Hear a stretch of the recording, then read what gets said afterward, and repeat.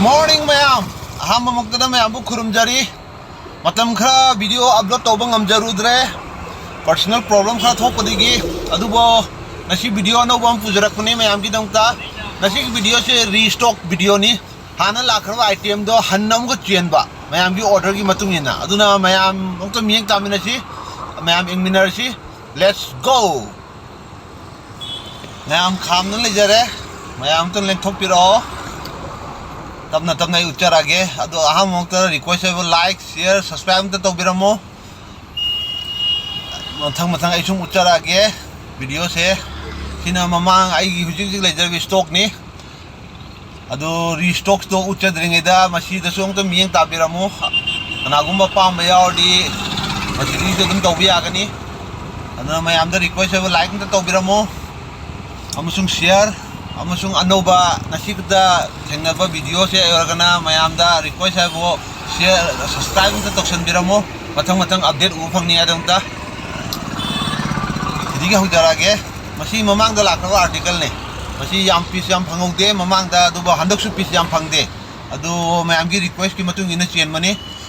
मसी की ब्रांड मसी की quality उच्चरके brand नसी ले जरे प्योर लेदर नि को 100% लेदर नि ओरिजिनल नि कॉपी का नचा दे जैक सॉरी मिन पंजरोई के सोल से हम तेंबियो माई सोल दा उबदा तुम खांगानी करम ब्रांड नो करम आर्टिकल नो दो मैम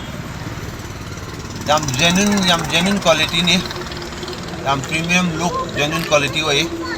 तो मैम द रिक्वेस्ट है हम तो लाक्सन पिरो लागा हम तो इसाना पारे येंगा खांगानी नेक्स्ट आर्टिकल सिले रे सेम ब्रांड सेम क्वालिटी नि अदुबो मागी आइबो डिफरेंस है वो ngसाई दुना लेदर ओइबा दगा मशीना स्ट्रेट लेदर ओइबा डिजाइन करी क्रादी लोन सब माने अदु मैम ये उनता ताबियो प्राइस ना लिसिंग अमा चनिपान ngसाई की दुसु लिसिंग अमा चनिपान नि को सेम प्राइस नि मागी स्टिचिंग सिंगेम तेंबियो याम नान ना याम कयानी प्रीमियम क्वालिटी नि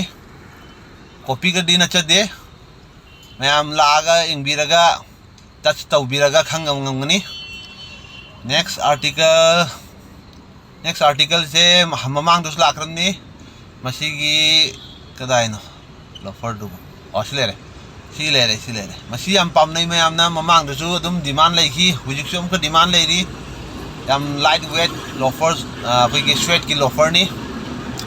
याम लाए अदुगी नेक्स्ट आर्टिकल मशीने मशी पोत से ममांग दुसु याम फंगदे हंदकसु याम फंगदे अदुबो डिमांड दी यामी याम लाइट वेट की शूज ने को प्योर वाइट अदुगा याम यांगबा ब्रांडिंग साइ सेम ब्रांड नि मशीगी सोलम सिंगबिउ मैम ये उन ताबिउ ताम यांगे वेट से मैम लागा उन तक पाइबिरा उन तक मशीगी वेट से उन तक इंगबिउ अना हाइबदि कयानी मैम बात ताब ngमरोय अमतंग इसाना पारेंबियो मसीगी वेट से नेक्स्ट आर्टिकल किंग आईगी किंग अइना तौजब थबुकता ख्वाइदि टॉप ओइन चचबा मसी आर्टिकल से यामक्ते ममांग दुसु फंगौदे अम कना अदुदिगी हंदकसु याम फंगक्ते अदुबो कनागुमा पाम्बे याव तारदि अमतंग याम थुना लेंथोकपिरो आर्टिकल से पीस याम फंगक्ते हंदकसु पीस याम फंगक्ते अदुना आइगी मफमना संगाफम पेट्रोल पंप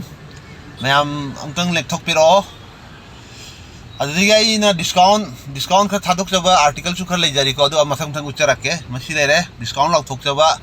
डिस्काउंट है वो प्राइस सुमने की लुपा चनिपान लोन थादोकजरामनि सांबा ने सांबा ओनली 800 नेक्स्ट आर्टिकल शिशु ओनली 800 मैम अपाम यावडी लेंथोकपिरो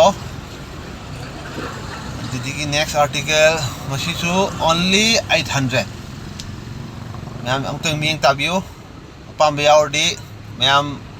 संगाफम पेट्रोल पंप मनाक्तनी आई खाम लेजरसे मैम लापियो सिसु सुमनेगी लुपा चनिपान अदिगी आर्टिकल याम यावरी को सिसु हाना लिसिंग अमगा चनी योंजरमने हुजिक चनिपान दा थादोक जखरे पीस यामदे पाम यावडी लेंथोकपिरो मसी स्पोर्ट शूज सिंगसिना लुपा लिसिंग अममदा लोइना ड्रॉप आउट तौथोकरे कनागुम्बा पाम यावडी लेंथोकपिरपयानी लिसिंग अमा ओनली लिसिंग अमा सुमनी लिसिंग अमा हुजिक सेकेंड फौदा लिसिंग अमा द फंगदे माई सोल इंबियो मियंग ताबियो सी मसीसु 1000 ओनली 1000 द थादुक चरे मसी की मैम से लोशन जरगा आर्टिकल दी याम द पिस्ती याम द्रे दुबो मसी लोशन खरगा अटोप आर्टिकल हमका मैम द शो तौजरागे ना मसी पोसे हानौ तो लोइथोक जरगे ना डिस्काउंट लाउथोक जबनी पलिसिंग अमम द लोइना पिथोक जरे कनागुमना अपाम यावडी हमतंग लेंथोक पिरो स्टॉक याम दे मसी की स्टॉक सिंगसी याम बनते अदुना आई सुम लोशन लगेन तौजरकपनी सुम नेगी लिसिंग अमा अना मैम द रिक्वेस्ट है वो मखन मखन याम यावरी अच्छी तो नतबसु सांबा चाइना सांबा लाए मसीसु पोट लोइसलुरबनी नौ नौ का चेंजरकपनी सिना कॉपी दी कॉपी नी सी सांबासु अदो सिना चाइनीज कॉपी होइबा चाइना कॉपी होइबा ngasai gi duna ngasai samba duna khoi gi kayani india delhi copy hoiba sina china masidi yam fajabni sol su yam fajabni stitching sol everything yam fajai mayam tu meng tabiu